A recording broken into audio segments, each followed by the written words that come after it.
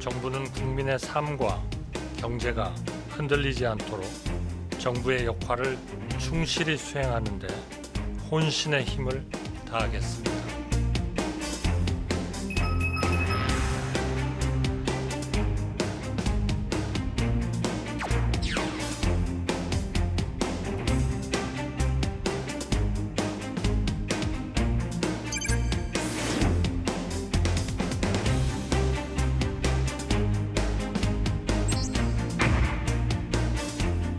지난주 금요일 윤석열 대통령이 파면됐습니다. 헌정 사상 두 번째로 대통령이 탄핵된 건데요.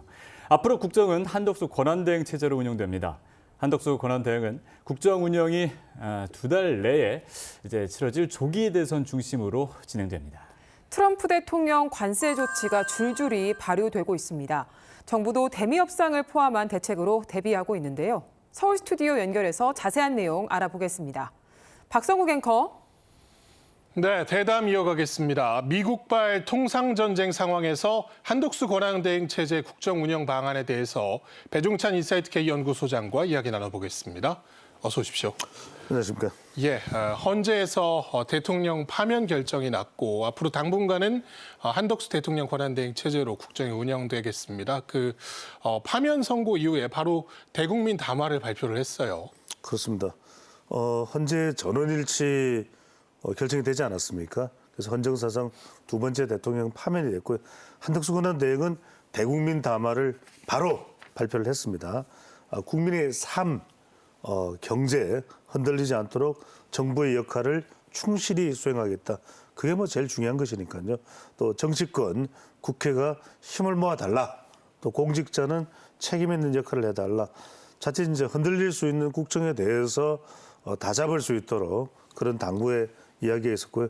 긴급 국무위원 간담회가 있었습니다.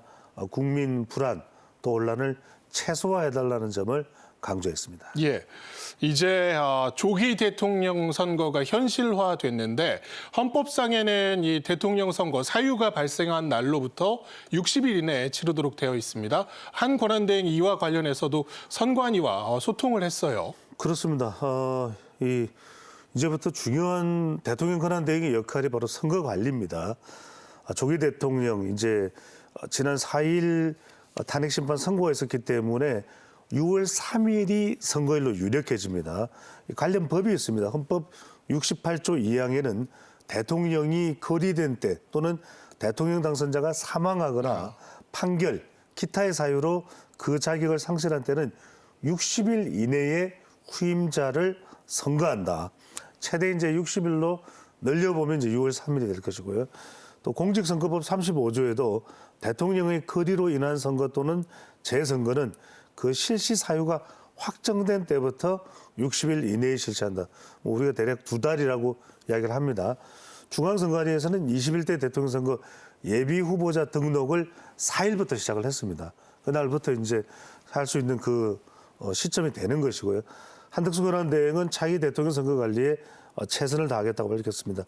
한덕수 권한대행이 바로 중앙선거관리위원장 노태학 선관위원장과 통화를 했습니다.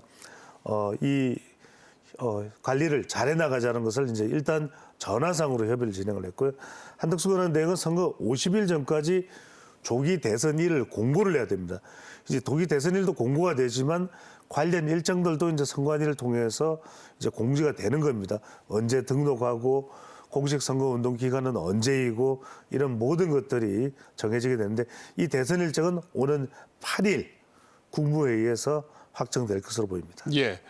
60일 안에 대선이 치러지면은 사실 당선과 함께 후임 대통령의 임기가 시작이 됩니다. 그런 만큼 이 권한대행 체제가 사실상 60일 정도 남았다고 볼 수가 있는데 문제는 우리가 당면한 현안들입니다. 지금 관세라든가 그다음에 민생 관련 문제들이 상당히 좀 산적해 있습니다. 그렇습니다. 지금 사실 이제 선거 관리뿐만 아니라 이 기간 중에도 국정은 계속되는 겁니다. 한덕수 권한대행은 대국민 담화를 통해서 또 긴급 NSC를 주재를 했습니다. 국가안전보장회의죠. 한덕수 권한대행은 헌재 선고 전후에서 국정 혼란을 이제 최소화하기 위한 자칫 국정이 혼란해서는 안 되는 아주 중차대한 시기이기 때문에 그런 것인데요. 미국발 관세 정책 대응도 참 중요합니다. 지금 다른 어떤 이슈보다도 우리에게는 큰 영향을 주고 있거든요. 네. 올해는 9일에는 국가별 관세도 예고돼 있는데 이것도 상당히 우리에게는 중요한 영향을 줄 것으로 보입니다. 재계는 컨트롤 타워의 복구가 시급하다. 통상 외교부터 나서야 된다라는 이야기를 기업들은 하고 있습니다. 중소기업과 소상공인은 경제 살리기에 초당적으로 나서야 된다. 이 점도 강조하고 있습니다. 긴급 경제 안보 전략 태스크포스가 이제 개최가 되는데 금융시장 상황을 이제 점검할 것으로 보입니다. 뭐 정시도 있을 테고요, 또 기업들의 수출 상황도 있을 테고 여기에는 또 관세에 대해서 얼마나 좀 준비되어 있는지 이 부분도 확인이 될 것으로 보입니다. 10조 원의 필수 추경도 이제 추진이 될 것이고요. 좀 확대돼야 된다는 이야기도 나오기 때문에 최종적으로는 어떻게 될지 또 확인을 해봐야 될 것 같습니다. 통상 민생 경제 살리기에 총력을 펼칠 것으로 보입니다.